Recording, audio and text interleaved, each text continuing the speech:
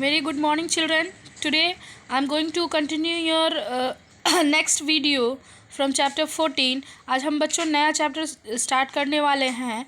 Name of the chapter is lesson is 14 and name of the chapter is water.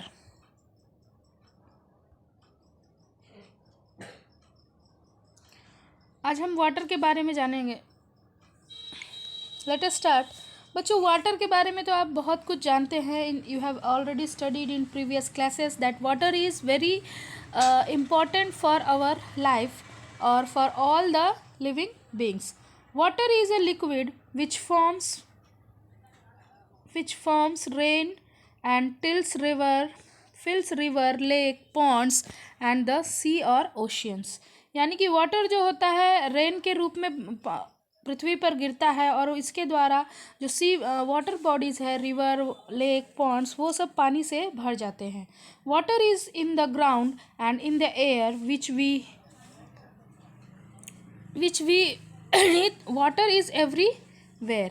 यानी कि पानी जो है वो हर कहीं पे प्रेजेंट है. Water is one of the most common and useful substance around us. यानी कि बच्चों जो पानी होता है that is the most useful and common thing that is very important for our life. All the living things, plants and animals need water to live.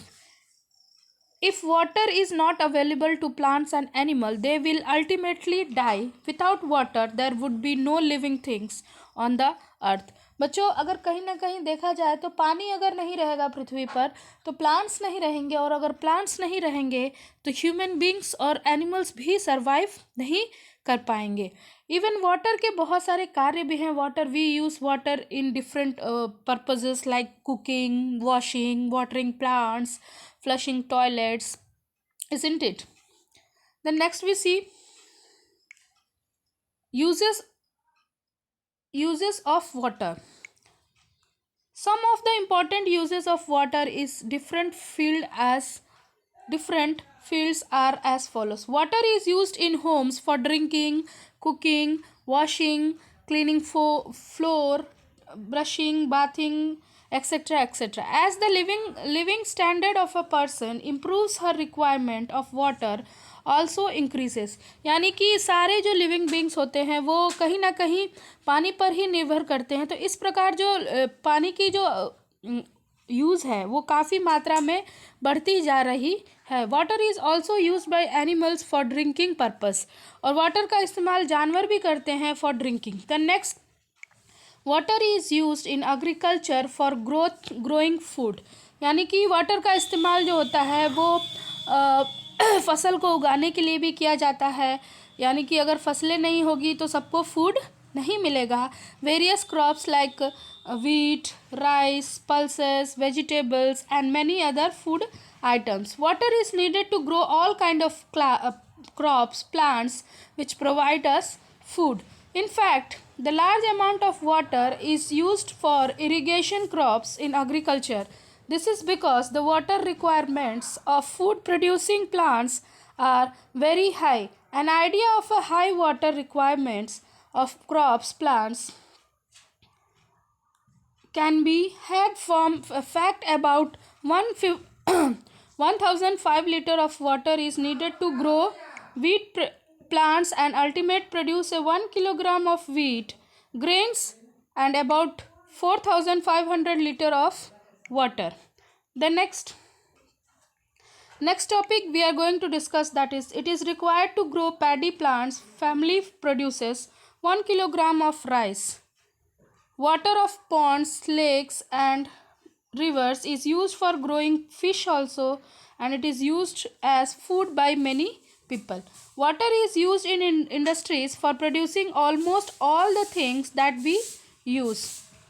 यानी कि water का इस्तेमाल इंडस्ट्रीज़ में भी किया जाता है और इंडस्ट्रीज़ में भी पानी की आवश्यकता होती है. The making of paper, medicine, chemical, बहुत सारे ऐसे चीज़ें हैं जो कि फैक्ट्रीज और इंडस्ट्रीज़ में बनाई जाती हैं जिसके लिए भी वाटर की आवश्यकता होती है. Water is use to keep things cool. Water का इस्तेमाल करके चीज़ों को ठंडा रखने में भी इस्तेमाल किया जाता है.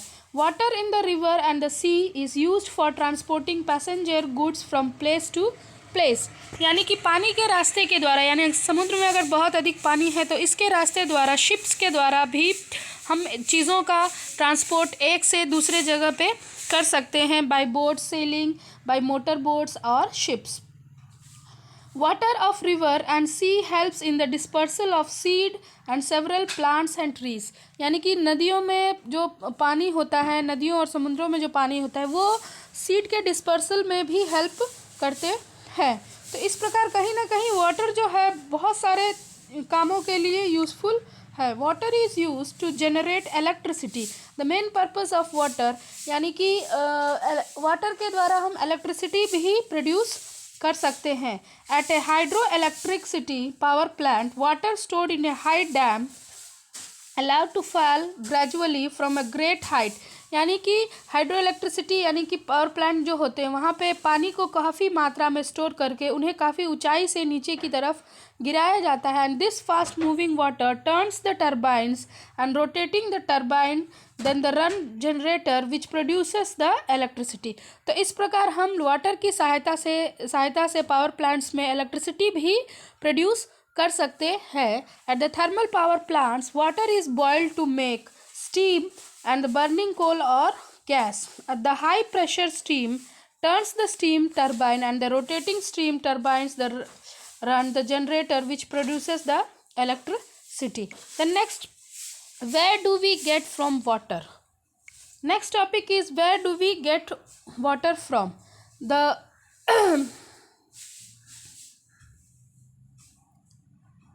the place where we get water from is called source of water, यानी कि हमें पानी कहाँ से मिलता है। The water which is use is obtained from our source such as river, lake, ponds, well और स्प्रिंग, यानी पानी हमें नदियों से, तालाबों से, स्प्रिंग से, वेल से मिलता है। The water which we get taps in our homes comes from the river, lake और ट्यूबवेल्स, और जो हमें घरों में भी पानी जो मिलता है बच्चों वो भी नदियाँ तालाबों से ही आता है। But it is not fit for drinking, it has to be purified. An important question now arise, where does the water come from fill the river. तो एक इम्पॉर्टेंट क्वेश्चन दैट इज़ कि इन नदियों और तालाबों में पानी कहाँ से आता है। तो दैट इज़ द इसका जो आंसर हो सकता है बच्चों कि इसका आंसर होगा कि the river get their water from melting of snow, laying the peaks of snow mountains called glacier also from rain, यानी कि बड़े बड़े पहाड़ों की चोटियों पे जो ग्लेशियर है, जो हिमखंड है, वो पिघलते हैं और ये जो पानी है बारिश के रूप में नदियों तालाबों में भर जाता है। और या फिर देखा जाए तो सबसे main source of water is rain, और rain water is purest form of water. और बारिश का पानी जो होता है वो बिल्कुल ही शुद्ध होता है जब तक कि वो भूमि पे ना गिरे। जब वो ज़मीन पे गिर जाता है तो लॉट्स ऑफ हार्मफुल पार्टिकल्स होते हैं, वो सब पानी के साथ मिल जाते हैं। लेकिन जब तक बारिश पृथ्वी पर नहीं गिरता है तब तक वो पानी बिल्कुल शुद्ध होता है। ओके बच्चों, thus the two major source of water on land are the glacier of mountain and rain. तो इस प्रकार पृथ्वी पर दो मुख्य स्रोत हैं, ग्लेशियर और रेन, जिसके कारण पृथ्वी पर पानी काफ़ी अच्छी मात्रा में उपलब्ध होता है। The next, form of natural water. Rain water is not salty, it is fit for drinking. Rain water also becomes contaminated and impure when it flows into the river, lake, ponds, यानी कि जो बारिश का पानी होता है वो salty भी नहीं होता है और वो एक प्योरेस्ट फॉर्म होता है वाटर का। और जैसे ही वो पृथ्वी पर गिरता है, नदियों तालाबों में मिलता है, तो इट बिकम्स कॉन्टामिनेटेड, यानी कि वो अशुद्ध हो जाता है। Ultimately this water is stopped by some hard rocks and collects there. Some of the rain water falls on the earth, seeps through the soil, यानी कि जब बारिश होती है तो कुछ जो पानी है वो ज़मीन जो है, सॉइल है, वो अपने अंदर अब्जॉर्व कर लेती है, goes down under the surface of the earth and ultimately this water is stopped by some hard rocks and collects there. तो इस प्रकार ज़मीन के नीचे जो पत्थरों, चट्टानों के बीच में पानी जो है धीरे धीरे इकट्ठा होने लगता है। And this underground water can be taken out by digging well into the ground, और इस पानी को हम कुएं के रूप में खोदकर ज़मीन से बाहर निकाल सकते हैं। The well water contains some dissolve salt in it, it may also contain some germs in it. The water of deep well is usually fit for drinking, and the place where underground water comes out on the surface of the earth is called a spring.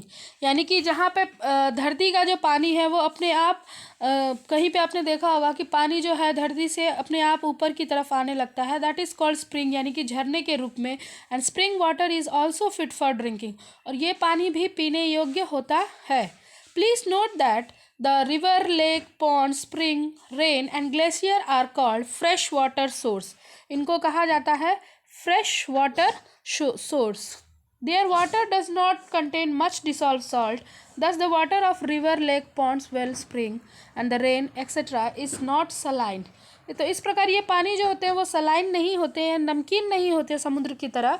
They are fit for drinking. More than 2/3 of the earth is covered with water. और सभी को पता है कि पृथ्वी का 2/3 हिस्सा पानी से घिरा हुआ है। Most of this water in the ocean and the sea, और इसका सबसे अधिक भाग समुद्र और महासागर में है। In fact the maximum amount of water on the earth is ocean, so the largest source of water on the earth are oceans. But oceans का जो पानी होता है that is not fit for drinking because water of the ocean and sea has a large amount of salt dissolved in it, due to which ocean water is a highly saline or salty. इस प्रकार जो समुद्र का पानी है वो काफ़ी saline होता है, साल्टी होता है, नमकीन होता है, बिकॉज क्योंकि उसमें बहुत अधिक अमाउंट में सॉल्ट डिसॉल्व होते हैं। Being highly saline, ocean water और sea water is not fit for drinking. Other domestic purpose also, agriculture और इंडस्ट्रियल नीड्स। तो इस प्रकार बच्चों उस पानी को समुद्र में जाने से पहले उसे हम अपने पास प्यूरिफाई करके रख सकते हैं। It is very expensive to purify sea water and make it fit for drinking purpose. Ocean and sea are not fresh water of source. However, play an important role in supplying the fresh water which we use. It is form of salty water of ocean that we get not salty fresh water by a natural process called water cycle. तो इस प्रकार जो समुद्र का पानी है समुद्र का पानी ही हमें दोबारा पानी के रूप में मिलता है, और ये बिल्कुल ही सॉल्टी नहीं होता है। तो इसका सबसे बड़ा कारण है वाटर साइकिल, यानी वाटर साइकिल के द्वारा समुद्र का पानी दोबारा से हमें बारिश के रूप में मिलता है, और इसे हम पीने योग्य भी बना सकते हैं। The water cycle in the nature which converts highly salt ocean water into pure water, which then freezes to form snow on the high mountains and falls on the earth as rain. तो यही समुद्र का पानी ही हिमखंडों के ऊपर बर्फ़ के रूप में भी गिरता है और बारिश के रूप में भी पृथ्वी पर गिरता है, and fills the lake pond and also seeps into the ground and provide as well water. Okay children, in the next video I will teach you states of water. Thank you for watching.